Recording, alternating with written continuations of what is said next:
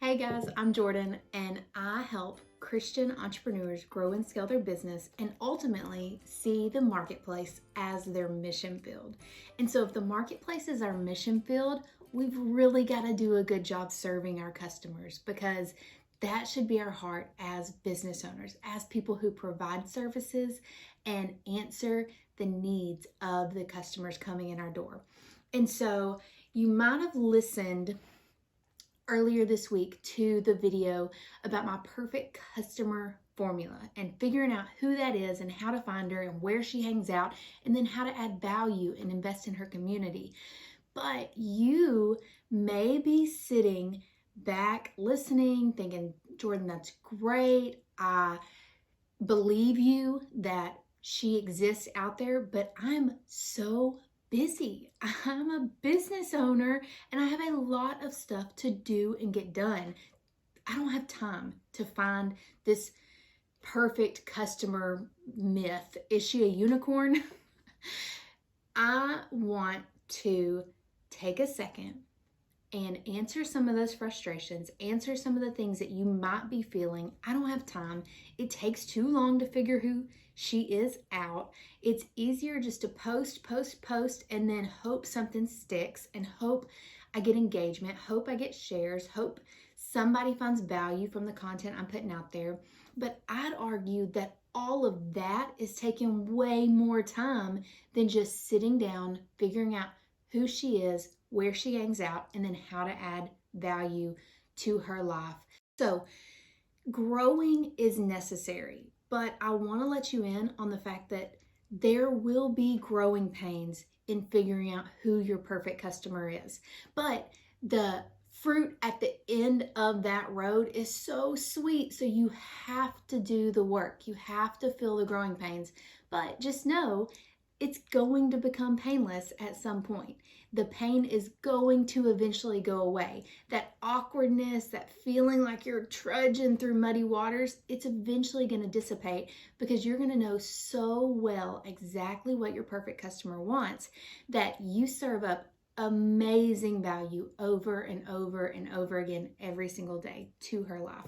So I want to give you an idea about how you know if you're moving in the right direction. So a few things to watch out for, and when you see these things happening, your antennas should go up. You should immediately think, okay, this is working. I'm moving in the right direction. Those growing pains were really ugly and uncomfortable, but I'm finally in a place where I'm doing something that is working. I'm giving my audience value that they do appreciate, that they do want. So here are the ways to know if that's happening, the ways to know if you're giving your audience value. The first is small engagement. If you currently don't have much engagement at all, you're going to start to see as you post, as you show up consistently, as you do the work, you fill out the profile on who you believe your perfect customer is, you're going to see a little bit of a spark in your audience's eye. They're going to start commenting on your material, commenting on the things you share, on the things you post. They're going to start engaging with it. Maybe if you see them in public or in real life off of the online world, they're going to say, I read your post and fill in the blank. So that is engagement. Know that whenever you have a post like that, whenever you even get a little bitty tiny small sliver of engagement, that's a post that's working for your audience. And so take what you did. Maybe you used a long status. Maybe you put a lot of text in that status or that post. Maybe it was a video. Maybe it was a tutorial or a tip. Take that information and then duplicate it over and over and over again. If that's what your audience wants, give them more of what they want because that's going to turn out in eventually you serving over and over again your perfect customers. And then the second way is you start to hear phrases, maybe online or in real life, you start to hear phrases from potential customers like, were you talking about me? I saw what you posted. Was that about me? And y'all, I've had this happen probably a handful of times in the last 2 weeks, somebody comes to me and they say, "Hey, were you talking about me in that post?" And I wasn't. And I always have to respond with, "I wasn't, but you're probably my perfect customer profile. You probably fit it to a T." And so they just assume that I'm talking about them or an experience that they had because they fit my perfect customer profile. And so the third way that you'll know that these things that you're doing in order to find your perfect customer are working is customers start to say, and I mentioned this in the first one, "I saw your post." And so you're going to see small engagement. You're going to see or hear people talking to you in public or online and say, "Were you talking about me? I had that happen to me." Or, "I had the same experience go on in my house or my family or in my weight loss journey." And then finally, you're going to hear people say, "I saw your post." And they're gonna fill in the blank with some experience or the way it made them feel or something that they found funny. They're gonna engage with you over that content that you posted. And so I want to give you a few ideas about, okay, we've experienced the frustration of, we know it's going to be hard to find our perfect customer. It's going to be hard to do the work and be creative and really think about the way our products serve people and then who that perfect person is that they would eventually serve. It's going to be hard to figure that out. And then as we're testing the waters, it's going to be hard because we don't really know yet what content our audience wants to hear and what things she wants to see. So a few ideas on things that make great content. The first thing is, can you share a tip or tutorial around your product? Maybe it's not a cut and dry, this is a baseball glove. Maybe you're a baseball glove manufacturer. This is a baseball glove and this is how you catch a baseball. Maybe it's not that obvious, but maybe it's the way you clean the glove or the way to store the glove and make the life of it last longer. Or maybe it's the way that you restitch the seams whenever it's starting to get used and worn out. So think around your product. Think around the thing that you offer and think, what could possibly go wrong with this product or offer? What could the customer eventually ask a question about? What would they need to know on a day-to-day basis to help them use this product or service better? So take those and then work around it, and I promise you have several dozen pieces of content just around one product and service you offer. So then another thing is you can use stories. Stories sell like crazy. Tell people stories. Tell your story. Tell your story prior to your products and services. Tell the story of other people you've seen your products and services benefit. Tell the story of where you were prior to your products and services and now where you are on the other side of them.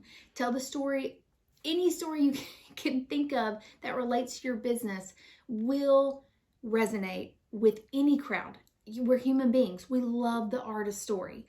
Another thing is you can do a before and after. So a before and after is like a mini story. So more often than not, these are images, but maybe your before and after needs to be explained and it's not really something that can be like visibly seen. But a before and after is an amazing opportunity to show potential customers where they probably are and where they can potentially be. And so that's a really incredible way that you can serve your audience right now, is showing them where they are and the frustrations and the pain they're feeling right now because they don't have whatever you offer, and then eventually where they can be after using whatever you offer. And then another thing is, can you provide a guide? Can you provide a checklist? Can you provide a PDF support when your products or services get purchased? So your perfect customer, I'm going to assume that you're racking them up. They're coming in your door like crazy. Your perfect customer purchases a product or a service that you offer. And then what's something that they would need that goes along with that? Are there things they need to know about unwrapping it? Are there things they need to know about storing it? Put that in a document that they can take with them or that you can send them as soon as they buy. And then that way it gives a bridge. There's a little bridge in between the cash exchange and then them actually utilizing what they've purchased. So they get some time to look it over, or it's the same concept as including instructions. So is there a guide, a checklist, PDF document, maybe a small booklet, and it can be like an infographic, maybe anything like that that's free to you, and maybe can even be emailed, but that your customer would find valuable.